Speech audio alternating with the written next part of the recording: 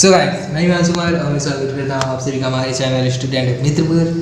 आज हम लोग जिस टॉपिक को जानने वाले हैं वो है relation between radius and axial length. तो गाइस शुरू करने से पहले मैं आप सभी से एक रिक्वेस्ट कर रहा हूँ, प्लीज़ अगर आपकी गर्लफ्रेंड का कॉल आने वाला है उसको इग्नोर कर दीजिएगा। पशुपतिनाथ की कृपा से अगर आपकी मम्मी जी ने आपको अगर कॉल किया है, अगर बुलाने की कोशिश कर रही हैं तो उनसे प्लीज़ कह दीजिए कुछ सेकंड के लिए, मॉम प्लीज़ मुझे पढ़ने दो। और गाइस भगवान से दुआ करो, टॉपर बनना तुम्हें है, प्रार्थना के साथ साथ मेहनत करनी पड़ेगी। तो फोकस करने के लिए तैयार हो जाओ। शुरू करते हैं आज का वीडियो लेक्चर, लेट्स बिगिन। तो सबसे पहले हम लोग बात करेंगे रेडियस के बारे में। तो जैसे मान लो हमने पिछले क्लासेस में ये जान लिया है कि जितने भी मतलब कि क्या होते हैं कि सॉलिड वगैरह होते हैं उनके जो कंस्टिट्यूएंट पार्टिकल होते हैं वो क्लोजली अटैच होते हैं एक दूसरे से, ये बहुत ज़्यादा एक दूसरे के पास होते हैं। तो अगर हमको रेडियस निकालना है, बेसिकली हमको जानते हैं कि कंस्टिट्यूएंट पार्टिकल कितने स्मॉल होते हैं। तो अगर हमको इनके रेडियस के बारे में जानना है तो दो मान लो एक हमने दो कंस्टिट्यूएंट पार्टिकल ले लिया, तो उनकी सेंटर, एक कंस्टिट्यूएंट पार्टिकल के सेंटर से दूसरे कंस्टिट्यूएंट पार्टिकल के सेंटर को अगर हम लोग मिला दें या तो हम जान जाएँ तो हम लोग रेडियस के बारे में आसानी से जान सकते हैं। तो बेसिकली क्या होता है कि चलो अच्छा मान लो हमने एक कंस्टिट्यूएंट पार्टिकल के दूसरे कंस्टिट्यूएंट पार्टिकल के सेंटर को मिला दिया, तो इस लाइन को हमने चलो अच्छा नाम दे दिया डी, डिस्टेंस होगा, और इसको हमने शो किया स्मॉल डी से। तो उनका जो रेडियस निकल के आएगा अपने पास वो क्या हो जाएगा, आर इक्वल टू डी/2 हो जाएगा कि नहीं। तो गाइस आर इक्वल टू डी/2 इस चीज़ को अपने दिमाग में बिठा लो, हो सके तो नोट कर लो, ना हो सके तो अपने दिमाग में बिठा लो और पेन कापी को लेके बैठा करो, क्योंकि बहुत मज़ेदार टॉपिक चल रहा है और जितना मज़ेदार होगा उतना ही इंटरेस्टिंग होगा, और जितना इंटरेस्टिंग होगा उतना पढ़ने में मन लगेगा। आप चाहे आवारा हो चाहे जो कुछ भी हो, पढ़ने के लिए फोकस करना बहुत ज़रूरी है। और साथ ही साथ गाइस अभी तक आपने पिछले वीडियोज़ को अगर नहीं देखा है तो मैं शुरू से लेके अंत तक सारे के सारे वीडियो को एक डिस्क्रिप्शन बना के आपको दे रहा हूँ। प्लीज़ आप पार्ट 1 से इसको देखना शुरू कीजिए ताकि आपको बहुत ज़्यादा बेनिफिट हो। और साथ ही साथ गाइस मैं इसका 1 शॉर्ट वीडियो भी अपलोड करने वाला हूँ ताकि आपको छोटे समय में आपको बहुत ज़्यादा नॉलेज हो जाए। चूँकि अगर आपने उस वीडियो को देखा तो आपके लिए बेनिफिट तो होगा ही होगा, अगर लेकिन पहली बार देखा है तो कम बेनिफिट होगा, लेकिन अगर आपने इन सारे वीडियो को देखने के बाद उस वीडियो को देखा तो सोने पे सुहागा हो जाएगा।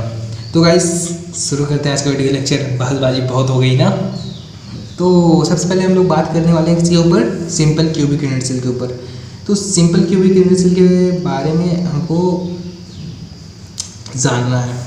तो बेसिकली क्या होता है कि सिंपल क्यूबिक यूनिट सेल हो चाहे जैसा भी यूनिट सेल हो, उसके लिए हमको एक क्यूब बनाना पड़ेगा, ठीक है। और एक चीज़ और, हम लोग रिलेशन जान रहे हैं एक्सियल लेंथ और रेडियस के बीच। तो जितने भी यूनिट सेल होते हैं सभी अलग अलग टाइप्स के होते हैं, जैसे सिंपल का अलग होता है, फेस का अलग होता है, रेडियस और बॉडी का अलग होता है, ठीक है। तो हम लोग सबसे पहले बात कर लेते हैं सिंपल के ऊपर। सिंपल क्यूबिक यूनिट सेल को अगर जानना है तो उसके लिए एक क्यूब बनाना है। तो क्यूब तो आपने बना लिया, तो क्यूब के जितने कॉर्नर्स होते हैं वहाँ पे कंस्टिट्यूएंट पार्टिकल अरेंज होते ही होते हैं, ये तो आप लोगों को पता ही होगा। तो चलो अच्छा ठीक है, यहाँ पे कंस्टिट्यूएंट पार्टिकल एक लगा देते हैं और यहाँ पे एक कंस्टिट्यूएंट पार्टिकल लगा देते हैं।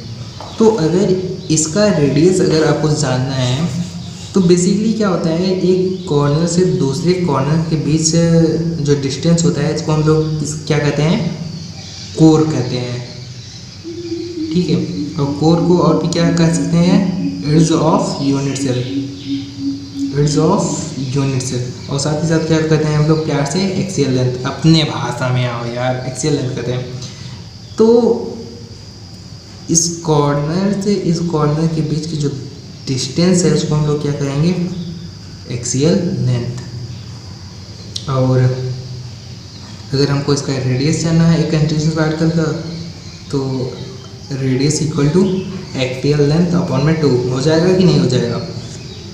और एक्सियल लेंथ को चूँकि हमने स्मॉल ए से डिनोट किया है और रेडियस को हमने किससे डिनोट किया है, स्मॉल आर से। तो गैस इस तरीके से हमने रिलेशन सिंपल क्यूबिक यूनिवर्सल के जान लिया है रेडियस और एक्सियल लेंथ के बीच में।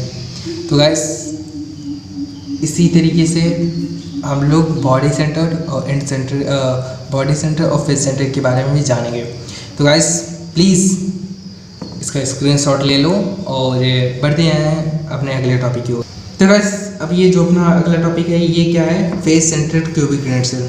तो फेस सेंटर्ड क्यूबिक यूनिवर्सल में क्या होता है कि जो कंटीन्यूअस पार्टिकल होंगे, ठीक है, जितने भी कंटीन्यूअस पार्टिकल्स के होंगे वो तो कॉर्नर्स पे तो होंगे ही होंगे। कॉर्नर्स पे अरेंज होना इनकी बहुत बड़ी इंपॉर्टेंस है, बहुत ज़्यादा इम्पोर्टेंट है। ये कंटीन्यूअस पार्टिकल जितने भी होंगे वो कॉर्नर्स पे तो होंगे ही होंगे, ठीक है, लेकिन साथ ही साथ ये फेसेस पे भी होंगे। अब फेस कितने होते हैं एक क्यूब में, 6 फेसेस होते हैं। कैसे, आप अपने स्टडी रूम में अगर बैठे होंगे तो आपके सामने जो दीवार दिख रही है वो समझ लो एक फेस है आपका, ठीक उसकी अपोजिट आपके बैक में भी दीवार होगी, वो भी एक फेस है। इसी तरीके से आपके ऊपर साइड भी, नीचे साइड भी, लेफ्ट साइड भी और राइट साइड में भी फेसेस होंगे। तो इस तरीके से कुल कितने फेसेस हो गए, 6 फेसेस एक क्यूब में होते हैं।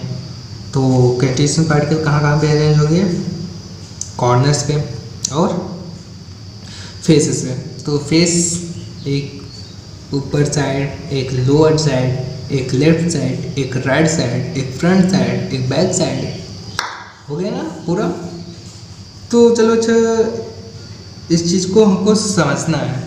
देखो हम लोग रिलेशन निकाल रहे हैं किसके बीच में, एक्सियल लेंथ और रेडियस के बीच में। इससे हमको क्या होगा, इससे ये हमको फ़ायदा होगा कि हमारे पास जितने भी सॉलिड वगैरह होते हैं, सॉलिड स्टेट में जो सॉलिड होते हैं सबके मतलब अलग अलग तरीके के होते हैं और वो कहते हो सकते हैं यूनिट सेल के अकॉर्डिंग बहुत अलग अलग होते हैं। वो कहते होते हैं फेस सेंटर्ड होते हैं, बॉडी सेंटर्ड होते हैं, एंड सेंटर्ड होते हैं, सिंपल क्यूबिक यूनिवर्सल होते हैं। तो इस तरीके से हमको सबको रेडियस के बारे में जानना है। तो रेडियस के बारे में जानना ही तो अच्छी बात है। तो रेडियस को जानने के लिए ही हम लोग ये सारे चीज़ें कर रहे हैं, क्योंकि रेडियस को अगर हमको पता होगा तो बहुत मज़ा आएगा, बहुत सारी कैलकुलेशन आसान हो जाएंगी, ठीक है। तो क्या होता है, जैसे मान लो इसको समझने के लिए चलो अच्छा ऊपर वाला जो फेस है उसको हम इधर साइड मतलब बना लेते हैं। ये रहा आपका ऊपर साइड वाला फेस, ठीक है। ऊपर साइड वाले फेस में कंटीन्यूअस पार्टिकल कहाँ पे अरेंज होंगे, कॉर्नर्स पे और एक फेस पे। चलो अच्छा, हमने कंटीन्यूअस पार्टिकल फेस पे रख दिया, एक कंटीन्यूअस पार्टिकल इस कॉर्नर पे रख दिया, एक कंटीन्यूअस पार्टिकल इस कॉर्नर पे रख दिया। दो अपोजिट साइड में आपको जो कॉर्नर्स दिख रहे हैं बच्चों, अगर हमको वहाँ तक जाना है तो या तो हम ऐसे सीधे चले जा सकते हैं या तो हम एक्सियल लेंथ के सहारे जाएंगे, ठीक है। मान लो यहाँ पे कोई लड़की खड़ी है, सुंदर कन्या है, और यहाँ पे कोई नवजात शिशु है, तो ये इन दोनों को अगर आपस में मिलना है तो या तो ये रेडियस के सहारे डायरेक्टली मिल सकते हैं, और रेडियस कितने हैं पूरे अभी गिनाते हैं आपको, या तो नवजात शिशु के पास अगर जाना है इस महिला को, सुंदर कन्या को, तो एक्सियल लेंथ के सारे यूं करके यहाँ पे आएगी, यहाँ से यहाँ तक जाएगी, फिर नवजात शिशु के पास पहुँचेगी।